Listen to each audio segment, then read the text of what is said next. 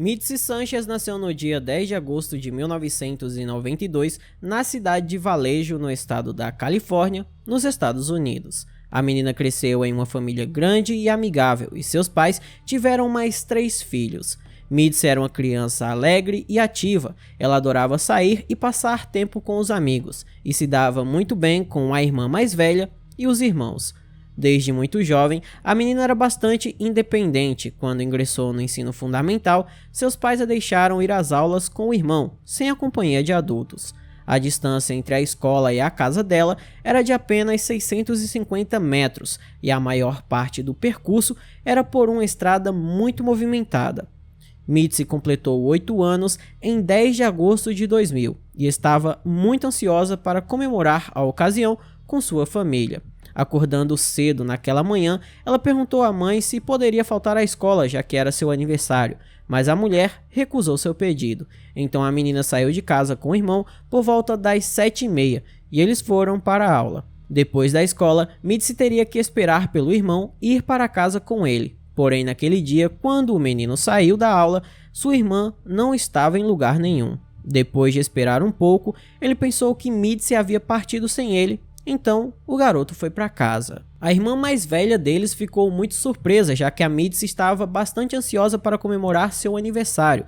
Mesmo assim, ela não ficou tão alarmada, ela esperou um pouco e quando deu por volta das 4 horas da tarde, ela resolveu entrar em contato com sua mãe, avisando o que estava acontecendo. Depois de receber aquela ligação, a mulher ligou para a escola da Mitzi e ficou sabendo que sua filha havia comparecido em todas as aulas. Então ela resolveu entrar em contato com os pais dos coleguinhas dela, e todos disseram que não haviam visto a garota. Com isso, todos os parentes da Mitzi ficaram extremamente preocupados e logo saíram na busca pela garota. Rapidamente juntaram-se a eles muitas pessoas preocupadas com a criança, sendo os amigos da família e os vizinhos.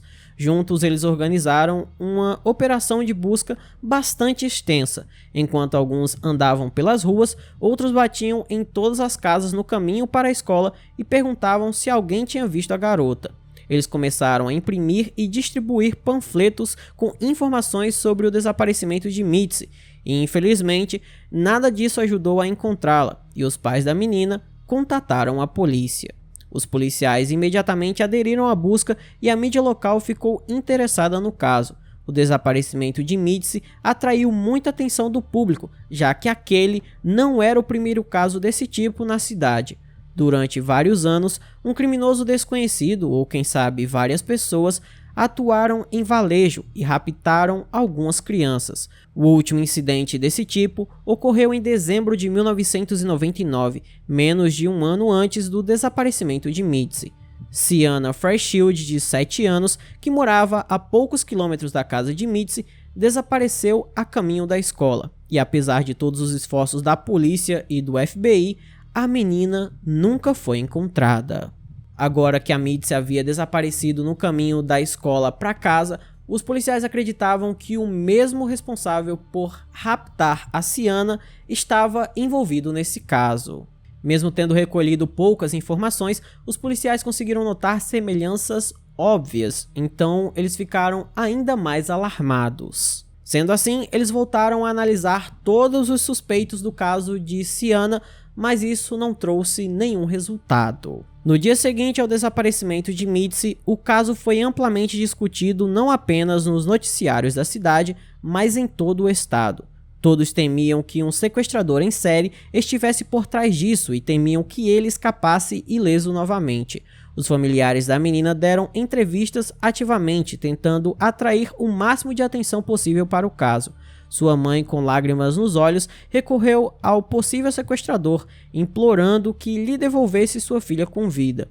A polícia recebeu um grande número de denúncias, mas nenhuma delas trouxe nenhum resultado. Isso continuou até exatamente 24 horas após o desaparecimento de Mitzi, quando um trabalhador ligou para eles. Ele estava em um aterro sanitário e notou alguns trapos avermelhados ali. Os detetives os examinaram e perceberam que estavam estampados com o logotipo de um hotel em Vallejo. Eles transferiram as provas para o laboratório, mas a análise dos vestígios teve que esperar alguns dias. A polícia também foi ao hotel que estava estampado no tecido, mas não conseguiu determinar se a menina desaparecida estava ou pelo menos passou por lá. É claro que eles continuaram vasculhando no aterro, mas não encontraram nada. Somente no dia seguinte, 12 de agosto, a polícia recebeu uma ligação que de fato foi muito importante. Por volta das 11 horas da manhã, um trabalhador ligou para a polícia dizendo que estava passando por uma área industrial quando a garotinha veio correndo em sua direção e pulou para dentro de sua van, dizendo que alguém a estava perseguindo. A garota entrou na cabine de sua van e nesse momento ele viu um homem que vinha na direção dela, mas quando a garota entrou no veículo, ele voltou para o seu carro e foi embora. A menina teria lhe contado que seu nome era Mitzi Sanches e aquele homem que estava a perseguindo teria lhe sequestrado e tentado ceifar sua vida. Então, o homem rapidamente ligou para a polícia. Os policiais acolheram a criança e a transferiram para ser atendida por médicos em um hospital local. Eles também ligaram para a mãe dela e deixaram a menina falar com ela. Sua família correu para o hospital enquanto os detetives conversavam com o motorista da van e o homem lhes forneceu uma pista muito importante. Ele se lembrou da placa do carro em que o sequestrador da garota saiu, bem na frente de sua van. Acontece também que aquele homem acabou naquela estrada quase que por acidente. Ele teria folga naquele dia, mas pediram que ele assumisse um turno e entregasse a carga. Foi só graças a isso que ele passou por aquela zona industrial. Se ele não tivesse lá, o criminoso poderia muito bem ter alcançado a garota e o final dela poderia ter sido muito diferente. Então, após verificar a placa que o homem lhes informou, a polícia descobriu que o carro pertencia a um homem de 39 anos chamado Jim Curtis Anderson. Ele já havia chamado a atenção da polícia anteriormente por várias vezes, inclusive foi julgado por roubo e sequestro e também era suspeito de outros crimes. Os detetives concentraram todos os seus esforços em localizá-lo, mas enquanto não encontravam o homem, eles tiveram que ouvir toda a história da própria Mitzi. A menina disse que naquele dia estava muito ansiosa para terminar os estudos para poder voltar para casa e comemorar o seu aniversário. Quando sua última aula terminou, Mitzi decidiu não esperar pelo irmão e foi sozinha para casa. Quando faltavam apenas alguns metros para percorrer, a garota notou um carro estacionando na beira da estrada. Havia um homem sentado nele que olhava atentamente para Mitzi pelo espelho retrovisor. A menina sentiu uma leve sensação de ansiedade, mas não deu muita importância a isso. Quando Mitzi alcançou o carro, o homem saiu e pediu à garota que o ajudasse. Ele disse que precisava pegar um rolo de fita adesiva debaixo do assento do veículo, mas não conseguia se curvar porque machucou a perna ao cair de bicicleta. Apesar da sensação desconfortável, a garota concordou em ajudá-lo. Ela não conseguia compreender totalmente o perigo que um homem adulto representava para ela, e seus pais sempre diziam que ela precisava ajudar seus vizinhos. Assim que a menina se aproximou da porta aberta do veículo, o homem a empurrou para dentro, cobriu sua boca e bateu as portas. A garota tentou gritar, mas já era tarde demais. O sequestrador a levou para uma direção desconhecida e ela só conseguiu olhar horrorizada pela janela. A certa altura, o homem passou pela casa de Mitzi e ela viu seus parentes se preparando para comemorar seu aniversário. Poucos minutos depois, o sequestrador parou em um local deserto, deu roupas novas à menina e a forçou a se trocar. Depois disso, jogou as roupas dela em uma lixeira. Ele também a alertou para não tentar escapar. O homem disse que tinha uma arma e que ninguém jamais conseguiu escapar dele.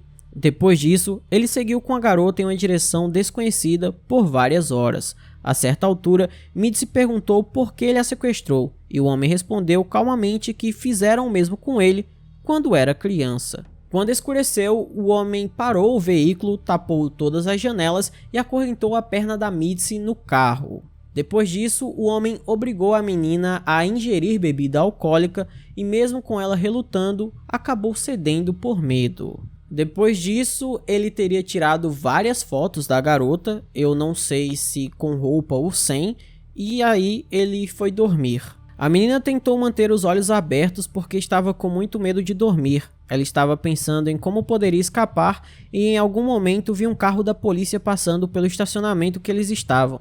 Mas o veículo estava muito longe e mesmo que a garota tivesse gritado, os policiais não teriam ouvido. No dia seguinte, o criminoso continuou a levá-la pela cidade. Ele colocou a menina no chão do veículo e cobriu ela com lençóis para que não desse para vê-la da rua.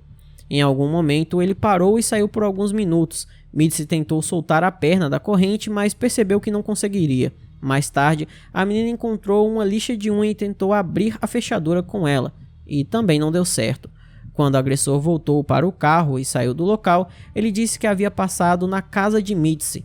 O sequestrador fingiu ser uma pessoa carinhosa e pediu que lhe entregassem alguns panfletos para que ele pudesse ajudar a encontrar a garota. A garota ficou muito chocada e deprimida ao saber daquilo. Ela estava muito perto de casa, mas mesmo assim ainda era prisioneira.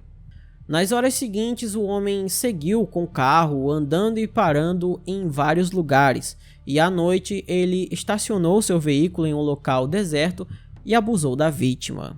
Depois de cometer tamanha atrocidade, o homem simplesmente foi dormir como se nada tivesse acontecido, deixando a Mitzi em estado de choque. Acordando na manhã seguinte, ele foi a algum lugar e fez diversas paradas no caminho, principalmente para ir a uma loja comprar cigarros e bebidas. A certa altura, quando voltou para o carro, ele se inclinou para dentro da cabine, deixando algo cair. O homem disse à menina para não olhar e saiu novamente, mas a garota não lhe deu ouvidos. Ela olhou e viu um grande molho de chaves. Nesse momento, Mitzi entendeu que uma daquelas chaves deveria abrir o cadeado que prendia na corrente. Ela estava com medo do que o criminoso poderia fazer se ela o desobedecesse, mas no final, Mitzi superou esse medo. Ela pegou um molho de chaves, escolheu a chave que melhor se adaptava aos seus olhos e tentou abrir a fechadura. E para sua surpresa, isso funcionou. A garota se libertou da corrente e agora apenas a porta do veículo a separava da liberdade. Mitzi abriu a janela e tentou sair por ela, mas imediatamente se deparou com outro problema. A menina estava tão exausta que suas pernas simplesmente não lhe obedeceram.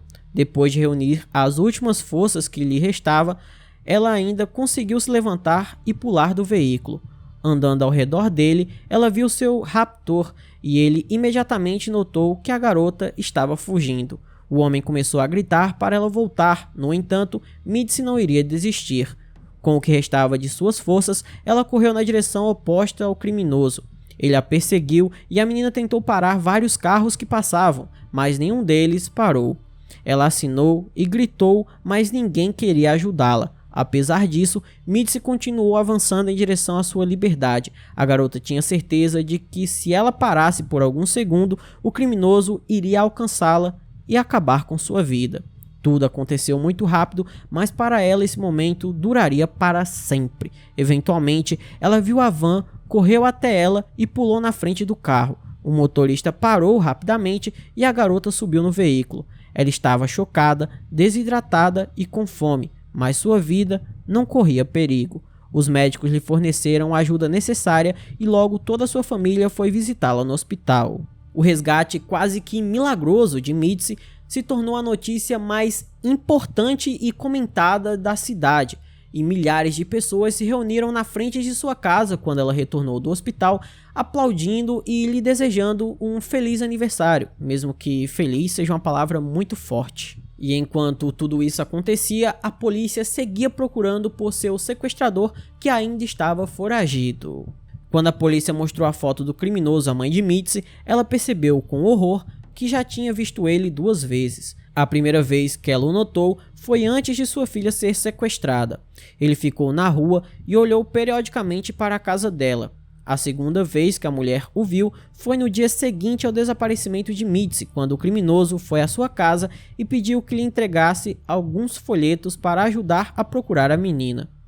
A busca por Jim Curtis continuou até de noite. A polícia estabeleceu vigilância em todos os locais conhecidos que o criminoso visitou e, no final, deu certo. O homem entrou em um estacionamento de trailers e foi imediatamente levado sob custódia, sem nenhuma resistência. Jim Curtis foi colocado na prisão aguardando o julgamento, e os detetives começaram a procurar possíveis ligações com outros crimes. Em primeiro lugar, o próprio Jim Curtis disse a Mitzi que ela não era a sua primeira vítima e que ninguém havia conseguido escapar dele antes. E em segundo lugar, os policiais não conseguiam acreditar que aquele era o primeiro crime do homem, pois ele a todo momento esteve extremamente calmo, mostrando que ele sabia muito bem o que estava fazendo. Aliás, vale ressaltar que o Jim Curtis já havia sido preso em 1991 justamente por sequestrar uma mulher, e ele foi solto em 1999. Por causa disso, os policiais acreditavam que ele era o responsável por ter raptado a Sienna Fairchild e muito provavelmente ter ceifado a vida dela. Os detetives não tinham nenhuma dúvida de que o homem iria ceifar a vida de Mitzi. Além disso, um fato indicava diretamente que isso iria acontecer no dia em que a garota fugiu. A polícia descobriu rapidamente porque o Jim Curtis parou naquela área industrial. Antigamente ele trabalhava lá em uma das empresas e naquele dia o homem foi ver seus ex-colegas. Ele pediu um grande saco de lixo de construção e os detetives perceberam que ele planejava usá-lo para se livrar do corpo. Após a prisão de Jim Curtis, Mitzi demorou muito para recuperar a consciência, mas a garota descobriu que ele era suspeito de sequestrar a Sienna. E esses pensamentos a deixaram ainda mais desconfortável. Mitzi ficou feliz por ter conseguido escapar, mas também estava muito preocupada com o destino da outra garota. Ela então decidiu que tinha a obrigação de tentar encontrá-la e poucos dias após seu resgate participou de uma operação de busca organizada com a participação de vários voluntários. No entanto, eles não conseguiram encontrar novas pistas sobre o paradeiro da garota. Isso continuou até janeiro de 2001, quando um crânio foi encontrado nas montanhas próximas à cidade de Santa Cruz. O exame mostrou que aquele crânio pertencia a Sienna. O julgamento do Jim Curtis começou em abril daquele ano e a Mitzi teve que passar por outra provação. Ela teve que falar diante do tribunal tudo o que o homem fez com ela. Inclusive, o criminoso estava no tribunal. Mesmo assim, a Mitzi conseguiu concluir a sua tarefa. No fim, o Jim Curtis acabou sendo condenado a 251 anos de prisão, mas sua história não acabou aí. Os detetives continuaram a visitá-lo regularmente e a fazer perguntas sobre seu possível envolvimento em outros casos, e logo descobriram que o homem havia contado a um colega de cela que ele havia sequestrado e ceifado a vida de 8 meninas. Esse colega de cela cooperou com a polícia e lhes contou as palavras do criminoso em todos os detalhes. Mesmo assim, o próprio Jim não tinha pressa em colocar todas as cartas na mesa. Ele tentou obter vários privilégios e falou com os detetives por meio de enigmas. No final das contas, ele confessou indiretamente ser o responsável pelo rapto de Sienna Fairchild e também deu a entender que havia tirado a vida de pelo menos 13 outras meninas e mulheres. Só em 2005, ele fez uma confissão completa no caso de Sienna, pelo qual recebeu mais 50 anos de prisão. Quanto a Mitzi, sua provação não terminou no julgamento de seu algoz. Poucas semanas após seu resgate, ela voltou à escola onde sofreu bullying de outras crianças. Eles a chamaram de garota sequestrada, disseram que ela deveria ter morrido em vez de ser salva e, em geral, se comportavam de maneira extremamente inadequada. Como resultado, seus anos escolares tornaram-se extremamente estressantes para ela e, junto com a tragédia que viveu, isso não lhe permitiu voltar ao normal. Mitzi também se juntava constantemente à busca por outras crianças desaparecidas, mas na maioria das vezes isso terminava na descoberta de seus corpos sem vida. Cada vez que isso acontecia, a garota vivenciava essa tragédia como se fosse sua. A única maneira de abafar seu estresse era o álcool, e Mitzi recorria a ele com cada vez mais frequência, se tornando alcoólatra. Eventualmente, ela parou de ver a menor chance de voltar ao normal, mas um dia tudo isso mudou. Mitzi se envolveu em um grave acidente de carro após uma festa com amigos, quando já estava mais velha. Ela sofreu ferimentos graves e passou 2 semanas em coma. Quando a jovem acordou, os médicos disseram que ela estava grávida. Essa notícia virou sua vida de cabeça para baixo e Mitzi novamente encontrou forças para mudar para melhor. Ela decidiu dedicar todo o seu tempo não só à filha, mas também a outras crianças que são vítimas de criminosos. Ela fundou uma organização sem fins lucrativos que até hoje presta assistência a quem precisa. Quanto a Jim Curtis, ele morreu no ano de 2007, apenas 6 anos após o veredito. Sua morte foi lamentada pelos detetives apenas pelo fato de não terem tido tempo para obter mais confissões dele, em outros casos em que o homem era suspeito. Apesar de ainda não terem sido resolvidos, a polícia continua a considerar o seu envolvimento em outros casos muito provável. Vale ressaltar que o Jim Curtis teve um filho que seguiu seus passos. Ele foi preso por homicídio e morreu na prisão no ano de 2019. Então, esse foi o vídeo de hoje. Espero imensamente que vocês tenham gostado da forma como eu narro os casos e jamais do que acontece. Se você gostou, eu peço que deixe um like, se inscreva no canal, mande para todos os seus amigos, me siga nas redes sociais. Se quiser apoiar o canal, temos várias opções como Pix, seja membro, valeu demais, e apoia-se. Vai de você escolher qual dessas é a melhor. Por hoje é só. Até a próxima e tchau.